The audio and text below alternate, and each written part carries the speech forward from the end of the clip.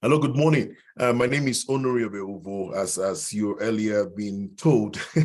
But I want to thank you, the local organizing committee and the entire group at the Nigerian Dental Association in Rivers State for inviting me to speak.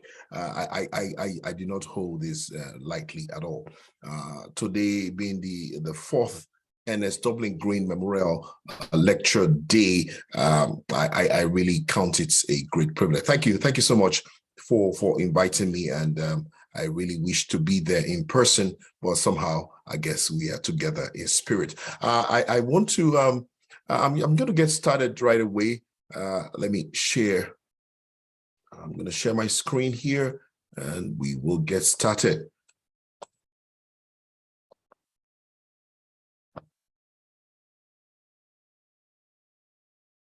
All right.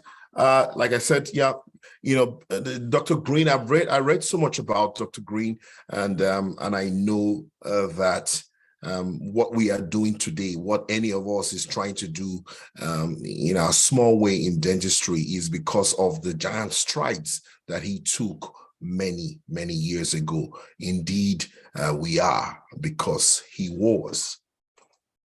From what I read in the biography, the little biography that I found of Chief Dr. Ernest Dublin Green, four things stood out. I just threw all the things that I found into a tag cloud, and four things became very apparent to me. That he was a very proud Nigerian. I mean, I never met him, but from what I've seen that he did, he was a true patriot. He was a nationalist to the core. He had the opportunity of leaving this country and severally, but he would always come back home to improve the quality of care that was possible within the resources that he had. He was a man that was given to education. That stands out in all the, so many things that he did, many places that he went, and you could tell, even from his descendants, that education, quality education, was very close to his heart. Dr. Green was a family man. The Dublin Green family is a main. I mean, it speaks for itself. Up to it's a family to reckon with around in the areas where you are right now. And he was a man of great service. When I look at him, I'm like, okay, this is an example for me to live my life by, to follow a life of service, serving people, and that is what we're going to do. Before I get into the matter for today, I just want to just throw in this here. I think Dr. Green was a man that knew exactly why he was here on the earth. He had opportunities. He had several opportunities to do what that he could have done, but he knew exactly what he was here for. I want you to look at this graph here and kind of find yourself. Where are you? Where are you in your journey towards fulfillment? Where are you in your journey towards just accomplishing your goals and all the things that you dream out to be? There are some things that characterize each and every one of us. And that's the big circles there. You have what you love to do, what the world needs, what you can be paid for, and what you are good at. So these are four things. And in everyone's life, you want to be an all-rounder. I think Dr. Green was able to put everything, his passion, his mission, his vocation, his profession. He was able to bring everything together. Not everyone is able to do that. Some people do that all through their lives, just trying to match. Some people end up with just a mission, doing something what they love and what the world needs. At the end of the day, you need to be able to mix your passion, your profession, your vocation, and come to a place of fulfillment. The Japanese calls it ikigai. Not many people get there. And I hope and I pray today as the activities go on that you find time to stop and think and find out why you are here and how to bring all your resources together to live a fulfilled life. Today we're going to be talking about teledentistry and an untapped gold mine. Gold mine is like, you know, deposits of quality resources somewhere underneath that we need to get to, and that's what we're going to be talking about today. But before we get there, I just want to, you know, add a little bit of some introduction here again. I went to University of Benin. I studied in 1990. That was the first time I got in there. And after many strikes and many other go slows, we were able to graduate. And I came back to Benin last year after so many years, over 20 years. I returned, and I don't know, maybe I was just trying to be like Dr. Green, who came back after many years, you know, and I realized that we need to build bridges back to the place that we trained, and I'm hoping that we will have some kind of teledentistry going on for education with the students. So I've kind of set it up, and hopefully we can follow up with it. Today, I want us to just relax and think about that. There's a Brazilian author called Paulo Coelho. He wrote a book many years ago called The Alchemist. The Alchemist is, that book has sold 65 million copies. I understand that book is one of the most translated book, you know, for a living author, someone who is alive. It's the most translated book ever written by someone who is living. So it's a very great book. And he says the essence of the book, I can say, is to, like he said here, to realize one's destiny is a person's only obligation. That's to understand that you are not allowed to live life without knowing exactly where you are going. You are not allowed. It's not. He said it's your only obligation. You have to know why you are here. You know, and I think Dr. Green knew why he was here, and he did live a life worthy of emulation. In the book and The Alchemist, there's a protagonist called Santiago. Santiago was a young shepherd boy who had a dream of a treasure, and he left everything behind, and he was like, you know what, I'm going to pursue my dream. And that was what the book was all about. And so along the way in life, he encountered so many characters, so many people, relationships who taught him about life. And he also learned to listen to his own heart. So, I mean, I think that is why we are here on the earth. You know, you are trying to find out. Santiago eventually found his treasure, but it took him, you know, a circle. It took him a journey. It took him overcoming fear. It took him overcoming various hindrances to stop him from realizing his destiny. You know, so many of us have been, you know, brutalized by life, but you'd be surprised that the places where you hurt are the places where your honey is. Well, it could be the place where you hurt is where your gold is. The place where you hurt is where your blessing is. So do not despise you know, all the rough patch.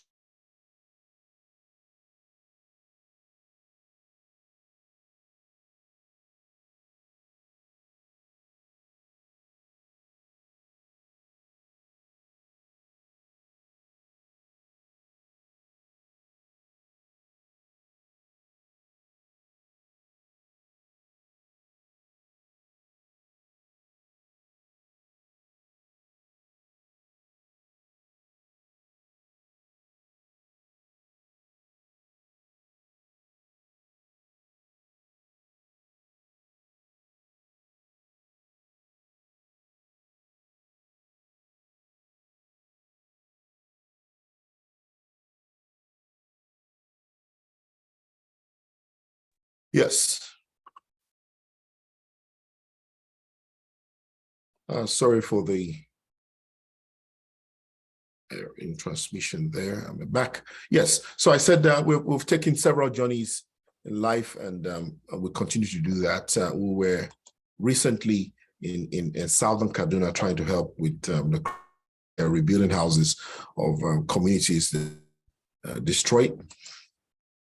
Currently, this is from yesterday. This photograph was taken somewhere in Kogi State after Ida on your way to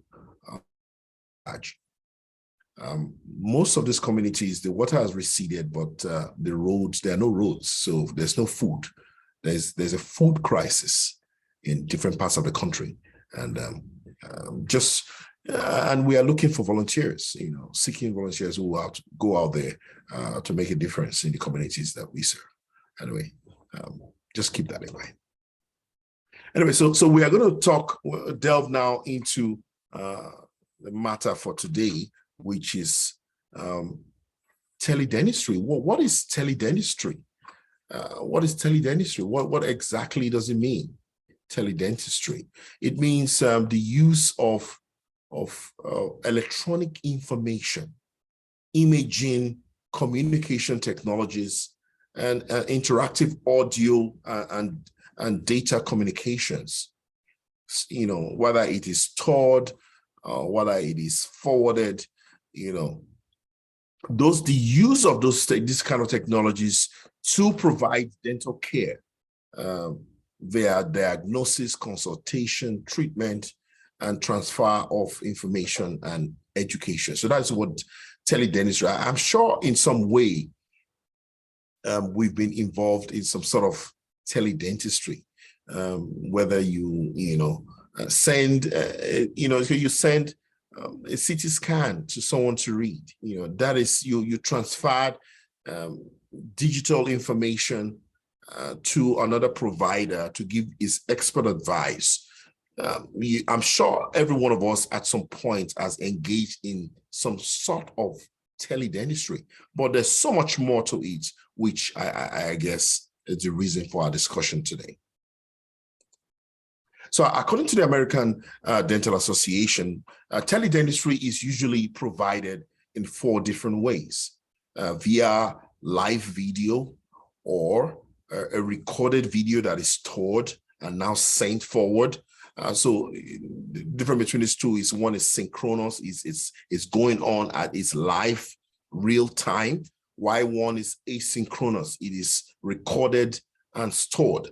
And you also have remote patient monitoring and mobile health. I'm going to just break it down a little bit. So the use of mobile health, this is a form of teledentistry that uses mobile devices, smartphones, tablets, computers, to provide dental education to the public. I'm sure everybody has a cell phone here. So the potential, the capacity to be able to do that, we have it. But it becomes organized, then we call it mobile health. You also have live videos where, until COVID came, most of us didn't know what Zoom was. But the necessity of communicating became really, really a need, when the whole world was shut down and we still needed to do what we were called to do. And this involves two-way interaction between a patient and a dental health expert via a video call. So it's real time. For stored and forward, the asynchronous type, this involves recorded health information, such as photographs. I don't know how many of us do routinely take pictures. I know orthodontists do that. But if you need to communicate to someone, you probably want to take photographs, x-rays, and digital impressions. So this is just like a digital scan of the patient's mouth, and you can send it via a secured, in all these things, you have to be sure of information is not, is kind of sent in a secure manner, because this is people's privacy right there. So all that need to be taken care of to be sure that the routes you're using, some of us want to use our phones and text, but you have to be sure, usually in an organized, stored forward technology, the channel is pretty secure. You also have remote patient monitoring. So this is a form of monitoring that collects personal dental information about patients in one location and transmits it to a provider. So so someone is in a rural area and has no access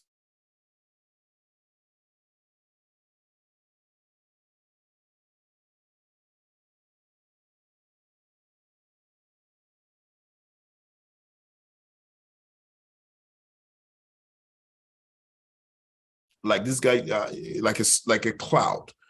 They monitor all the information, they keep it there, and they transmit it. And the doctor looks at the information, reads it, and whatever he needs to do. If he needs more information, he gets it. Or at the end of the day, the patient is taken care of. So this is just like the simplest format of a teledentistry application. So most schools have dental therapists or dental hygienists going into the schools, because there's so many schools and not enough dentists to go around. So the dental hygienists go into the schools, they capture this image, they do the x-rays, and they do the charting, missing teeth, caries teeth. They do all the charting and they send it to a cloud, a storage device that a provider on the other side of the world can access. And after that, what needs to be done, the doctor writes, and if it's something that the hygienist can do under their license without the doctor being there, then that is taken care of. But especially in an emergency situation, if someone is in pain, the doctor reads it, and if he needs medication, if he needs to be referred, all those decisions are now taken. But this is just like a simple method using a cell phone. Quite popular these days are intraoral scans. In fact, the current practice where we are, right now, there's no traditional impression. So you prep the crown and you just walk away, and it's scanned and it's sent to the lab. So there's nothing like taking an impression of the crown. It's just like gone. So that is that is what we use every day. So the lab receives the impression right away.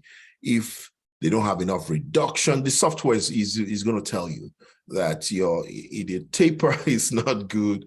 You have some, something, you don't have enough reduction. These things are pretty accurate, and they will tell you. And if you need to refine the prep, you will see it yourself, and somebody else is going to make a comment. So it's pretty. I just want to.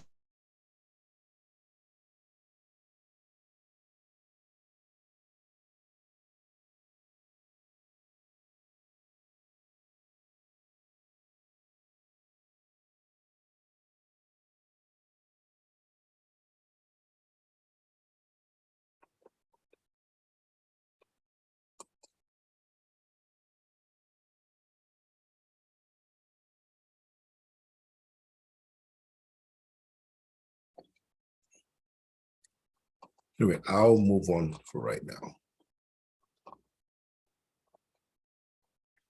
So another part of teledentistry is the communication with the laboratory. So the laboratory sends you some work, and you do not. There's some discrepancy between the feet on the cast and the feet in the mouth. You can take a picture, you can scan it, and electronically send it to the lab. So you don't have to go there, especially when you're trying to match shade and there's a little bit of confusion. You could just put the shade, take a good photograph, and via secured communication with the lab, you can send that photograph to the lab, and that way you have already communicated. The lab can send things back to you. I mean, I talk to the lab all day long. We just share files. I send the scan, they didn't see one part, just seamless. This is like on a daily basis. This is what we do every day. So teledentistry is already in operation But obviously you have some practices that are just teledentistry only, where, you know, the doctor is working from a remote location. I want to just take a little dive here and looking at a patient of mine. So a patient of mine came in and we did some work, put a temporary crown on an implant, and along the line, she broke the crown. And this was what she did so we do have a dedicated phone line that patients can send information to, that we access on a daily basis to find out, okay, are we getting any information? And they put their presenting complaint, and sometimes we now have to schedule them in or refer them out or give them some advice or letting them know that everything is okay. It is not an emergency. We can schedule for this. So this is a typical, you know, it's my doctor, oh, my tooth, this is my tooth today, it broke last night. And I looked at it, obviously I know what was in there. So I said, you know what, there's no way she can be going around like that. So we decided, so this is teledentistry right here. So she sends a photograph of the case, describes it, sends it to the practitioner who is far away, and we look at it and come up with a solution. And you know, she comes in the next day and it is fixed. But I want to see how, initially when I met the patient, so I was seeing this patient with people. So I was in the pros department, and perio was also involved in the patient, and we all had to share resources. So this is teledentistry at its best. A patient comes in, and the patient was clerk, so we did review. So one person saw this patient to take all this information, and we shared the information. So we created, we have a dedicated Dropbox where all this information is. So if there's any issue, we will take a look at it and discuss. So the photographs were taken, radiographs were taken, and we looked at it. So you from there, you are able to make, there's some things you can make, definitely cannot make a decision on if you are not seeing the patient. But most times they are pretty straightforward, that you can make a decision from afar. You don't have to be there. You can tell if it's a CT image, you can use software and just explore and see. So the patient came, and we had to share all this information with the attendings and all the other residents who were present at that time. And so it was part of protocol for every CT scan to be read by a radiologist in the house. So the radiologist was far away in Indonesia. She had gone for a vacation, and I don't think there was anyone else there, but all she needed to do was to log onto the site, and she was able to do our reports. Obviously, with CT scans, if there's any other pathology, it has to be mentioned. You're not just looking at the area that concerns you, so you got to look at everything. So the pathology gives the reports local to where you want to work, and broadly as well. So this is teledentistry right here. Radiologist is way far, many miles away in Jakarta, Indonesia, and we are here in Michigan, United States, and we are talking about the same case. So she gives a report, and based on our report, we move on.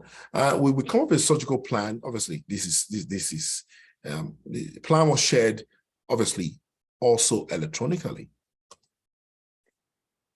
We did the implant planning remotely. We did it on the computer. I was away. We were not together in the same room. I was somewhere else in another city, and the plan, we could sit down, plan the case. We're looking at it together, and coming up with a plan that works for the patient. And also, you after scanning, you can design a surgical guide and send the surgical guide to the lab electronically. That is teledentistry. So you're communicating with the lab. You create a product on the computer and you email it, via the server, whatever servers that you share jointly with the laboratory, and the laboratory downloads it. They make the surgical guide and they mail it to you. So you don't send anything other than just electronic data, and they are able to receive it and use it for what they need to do. So we shared the surgical plan. All this was done because most of the time we're not together at the same time. So we always had to share everything about the patient. So you're taking pictures, another person can review it and see and make comments. Obviously, if they had left it this way, obviously somebody would have said, why did you leave it? So we had to make some augmentation there to make sure that everything was okay. So prior to sending this, getting this from the lab, you would take an impression of the implant. And this is the same patient after a couple weeks of healing, and we'll communicate with the lab. You scan the impression coping, and you don't even send anything. You just scan it with the intraoral scanner, and the lab receives it, and they send you an abutment. So you don't. So this is for the case where you need a custom abutment. So you scan with impression coping. There are scan bodies that the computer recognizes for each implant, and you don't send anything to the lab. You just scan it, and the lab sends you your crown and your abutment. It's fantastic. It is it cuts off a lot of problems. If there's something wrong, it'll tell you real time. You guys can chat over it, and you can come up with a solution without a waste of time, without saying, oh, FedEx didn't come and pick it and all that. All that is gone. You scan it, you receive it. But obviously, internet has to be working anyway. So if internet is not working, then it's a problem. But nobody ever thinks that internet would not work in the places where these things are used. It's like, oh yeah, the internet is on. I mean, nobody ever thinks that the light is going to go off. But all those other things have to be there for this to work very well. But if your internet is not working or something, that's another problem. The server is down. That happens once in a while, but once people are trying to, this is a business here, so everybody has to make sure their own parts is working. So we communicate with the lab as well. For this particular one, we had to send the patient to the lab because because the central incisor is one of the difficult things to restore, to give the exact shade. But the lady was very forgiving. She was like, what, I don't care. I like it. I've not had tooth in my mouth for a long time. This is fantastic. She came back and she was just happy. And so that is just a run through just some kind of application of teledentistry, the use of electronic information to make a diagnosis, treatment, and to satisfy your patient's needs and wants. I'm gonna veer off here and just talk a little bit about the burden of oral disease around the world. Oral disease around the world. This is the world, a global a graph where you see that communicable diseases are on the decline. As in the next 20 years, you continue to decline. Death rate is kind of stable.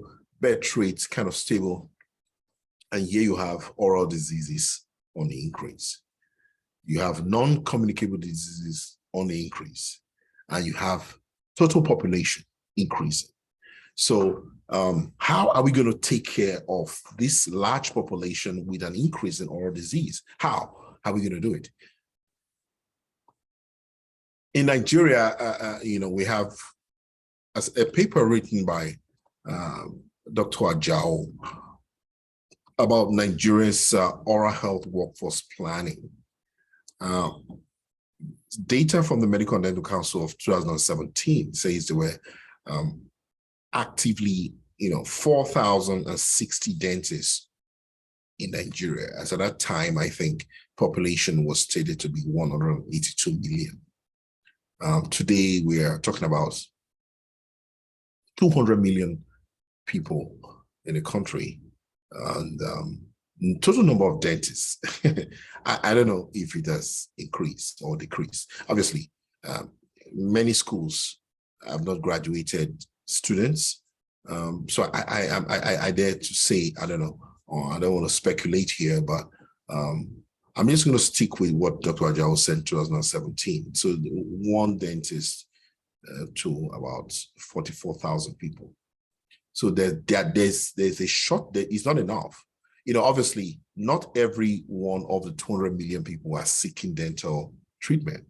So so there are many people in the country who don't, they don't really seek dental care of course they are in pain, or they have a mass, or they have, so routinely more than 50% of our population, over 100 million people, I've not been seen by dentists, are not looking to be seen. They're just okay until something happens. But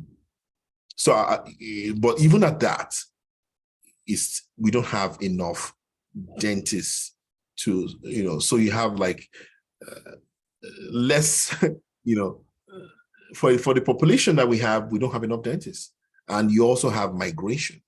So most of the dental schools produce dentists. Some of them they go into other professions. Some of them migrate out of the country. Obviously, there's death. The older ones pass away, so there's a continual attrition. The schools are producing, but with the strikes, so many things going on. But I don't know what your thoughts are about mid-level providers and what role they might play in tackling the access to care issues. I know, obviously, dealing with that becomes a very touchy issue, because some therapists I think are, overstepping their bounds. They're doing all kinds of things, extractions, root canals. They're doing the whole 9 yards, which is not acceptable anywhere in the world. That is a no-no. But but the truth is that what role they are still needed. Mid-level providers are needed, because there are very few doctors in rural areas. So there is a gap. So this is a food for thought. What role will mid-level dental providers in Nigeria, what role will they play in tackling the access to care issues that we have? The World Health Organization is thinking ahead. And they have come up with this. They understand that there's an increasing unmet need. 480 people in the African region suffer from oral diseases. Oral health remains a very low priority in many countries, in their government, in their funding, in the budgets, leading to inadequate financial and technical investment. So there's no investment. The country as a whole does not invest. So what do? In Africa, the World Health Organization says that about in the whole region, 3.3 dentists for every 100,000 people. That was between 2014 and 2019. Not enough. Not enough at all. And they did come up with a solution. The solution the World Health Organization has come up with is to fill the gap. How do they fill the gap? They're not looking towards dentists. The World Health Organization is looking at community health workers. And they believe that providing oral health training for primary care workers, including community health, is one of the solutions to meet the needs of oral care services. They've already begun a first phase of training in conjunction with Harvard School of Dental Medicine. And pilots are already set for Angola, Kenya, Liberia, and Senegal. So they believe that there is a shortage of, we don't have enough dental workforce to handle our population sufficient, because it is still an unmet need. And they are looking to community health workers. I don't know. I wish I could get some response. What do you think? What do you think about that? So the technical officer for oral health at the WHO for Africa. So her name is Yuka Makino. She's the one that makes decisions. This is what she said. We are rethinking the future of oral health care system, including through education and training, and using digital platforms to improve the capacity of primary healthcare workers, as well as taking a more integrated approach to meet the huge needs.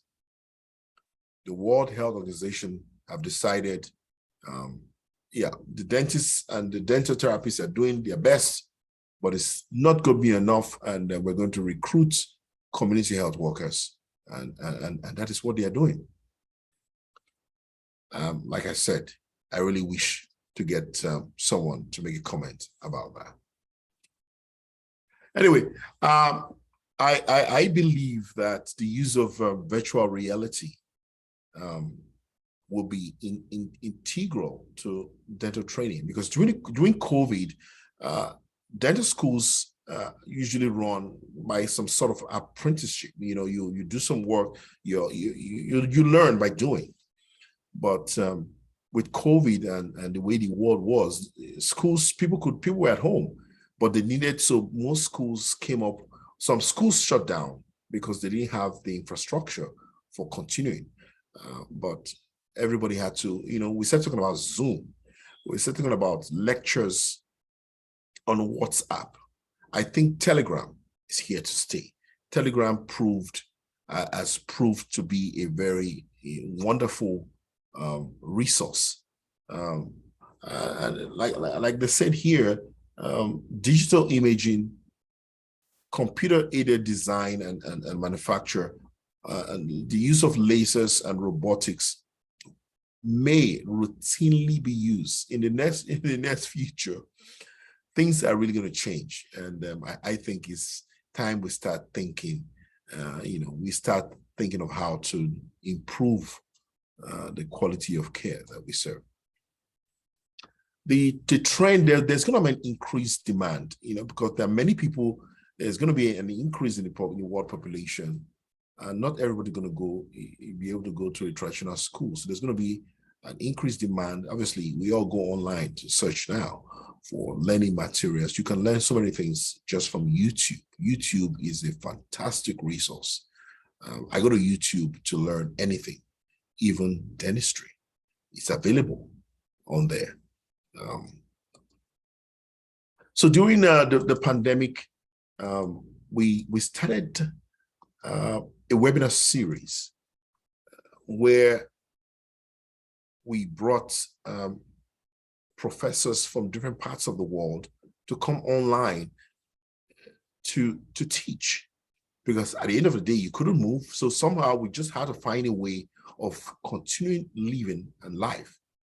And there we were with a webinar series on implant education. So we used Instagram, Facebook, Telegram, WhatsApp, YouTube, Zoom, to be able to develop courses, develop just topics, and deliver it same via all these social media platforms. And so my interest was just Nigeria. I just wanted it to be for, talk to the Nigerian dentists. That's when I knew about the WhatsApp group for Nigeria dentists. So I tried to join a couple groups. But before I knew it, I started with one lecture, May of 2020. But at the time we are done, we had over 75 instructors or presenters from different parts of the world. we had to create a YouTube channel where these lectures were archived so people can now access them, whenever they want, learn something. So education is changing. Education has changed. And I think we need to just step up. Things have changed. Things have changed, and we just need to get into it. I was talking to the Nigerian students at that time. They're like, who's going to give us data? Oh, we don't have data. We don't have. I'm like, you guys have data for Instagram and all the other things that you do. Well, things have changed, and we are, we are going to see more changes. We had, like I said, I was only looking to Nigeria. I was actually prepared just for the Nigerian audience, but we ended up with, over 1,500 people from 45 countries. As of today, they are still calling me. Where is the next course? I said, hold on. The next one, you have to pay for it. Anyway, there are so many challenges with the use of these ideas I've just spoken about, the acceptance and the sharing of resources. We have to share, because I don't know how many, we have to share the resources. I had this dream that, that Nigerian dental students can take one implant course. There's a series of lectures, and that every Nigerian student can take. And I've hit some roadblocks for right now, but we are developing it, and it's going to be available, and available for the students to learn, available for their instructors to learn their instructor portion. But that is the way the world is going. And, COVID came, changed our world, and we're not going back. Online resources will be shared among different schools. That day is coming. There will be consensus of core competency. If you're a dentist, there's going to be a consensus in the way we are trained, such that if you go to one country, it should be seamless to be able to practice in different countries. That day is coming. The day is coming where there'll be widespread use of virtual reality for laboratory exercises. That day is coming really soon. Anyway, I want to end on this note. When I was in dental school, I was fortunate to read this book. I was in my last year in dental school, and I think that was one of the best things that happened to me, was to find this book at a time and read it, and it continues to guide me. We must pursue purpose, because our fulfillment in life depends on what we were born to be. Like Santiago, as written by the author, Paulo Coelho, you need to find, it's an obligation, it's a duty. Things are going to change. What is your part? How are you going to contribute to the betterment of dentistry, in service delivery, in administration? Find your role in it, and let's do it. Thank you. Thank you so much.